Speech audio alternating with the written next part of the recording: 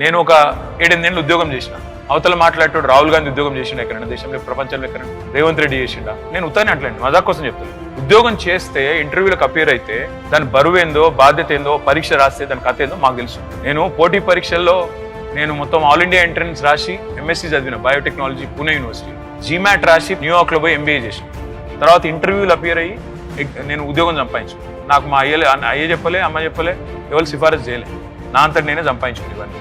కాబట్టి నాకు కొద్దిగా బరువు ఉంది, బాధ్యత ఉంది. నేను మాట్లాడే మాటల్లో నాకు తెలుసు ఆ కష్టం. అంటే బతకడానికి ఇబ్బంది లేదు స్వామి. సార్ ఇక్కడ ఫ్రాంక్ గా చెప్తున్నాను స్వామి, ఆంధ్రాను స్వామి చెప్పారు కదా, ఆంధ్రాను వదిలిపెట్టేయాలి, ఇక్కడే సెటిల్ అయిపోవాలని చెప్పి నేనైతే డిసైడ్ అయిపోయినా 100% స్వామి.